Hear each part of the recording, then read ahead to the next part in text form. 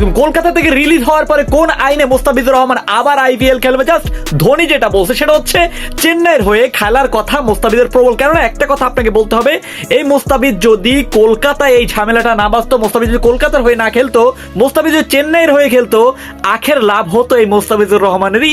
এমনটা ভাই প্রথমত কলকাতাবাসী যে ধরনের মোস্তাফিজের উপরে যে সমস্যাটা, ছোট ছোট সমস্যার কারণে মোস্তাফিজকে নিয়ে যে আন্দোলন করছে, সে আন্দোলনের পরিপ্রেক্ষিতে এটা যদি চেন্নাইবাসী হইতো ভাই, বিশ্বাস করেন ওদের এত মাথা ব্যথার কারণ নাই। এটা যদি মুম্বাই হইতো এত মাথা ব্যথার কারণ নাই, একমাত্র আমাদের এই পার্শ্ববর্তী এলাকা কলকাতায় এই ঝামেলাটা বাঁচছে। দেখেন আখের লাভটা হলো কার? প্রথমত বিজনেস লস। 9 কোটি টাকা দিয়ে আপনি অনেকবার বলতেছে যে আমরা 9 কোটি টাকা ওখানে দেবো সেখানে দেবো।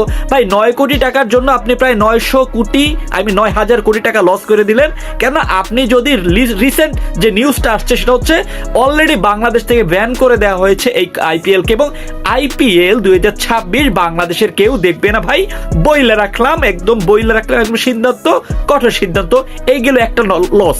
2 নম্বর লস হচ্ছে ভারতে সিকিউরিটি ইস্যু দেখিয়ে বিসিবি বললো যে ভাই আমার ছেলেরা ওখানে যাবে না, এবং মোস্তাফিজুর রহমানের জন্য যেহেতু আপনার এত ঝামেলা, আপনি একটা প্লেয়ারকে যেহেতু শেল্টার দিতে পারছেন না, সো আপনি বাকি 15 জনকে কিভাবে দিবেন? সো এমনটা যদি হয়, এই লসটা হয়ে গেল 2 নাম্বার। এবং 3 নাম্বার লস যদি আপনি দেখেন, তাহলে ভারতের মান সম্মান এমনিতেই চলে গেছে। অন্যান্য ক্রিকেট বোর্ড যারা আছে, অন্যান্য দেশ যারা আছে ক্রিকেটটা খেলে, তারা বলবে যে ভাই বাংলাদেশ যেহেতু চাচ্ছে না ওখানে যাক, পাকিস্তান চাচ্ছে না ওখানে যাক, ইভেন আরো অনেকগুলো দেশ রয়েছে যারা কিনা বলবে একটু পরে যে ভাই আমরা ভারতে খেলবো না। সো তখন কি হবে?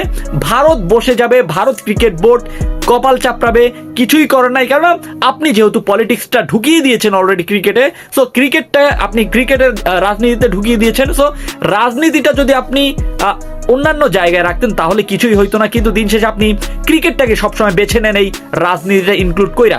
এখন পর্যন্ত মুস্তাফিজ এই পজিটিভটা দেখেন, একটা ভারতের মানুষ হয়ে যদি এই কথাটা বলতে পারে, তাহলে আপনি কেনই প্রত্যেকটা আমি বলবো যে ভারতের কয়েকটা মানুষের জন্য এমনটা হয়েছে।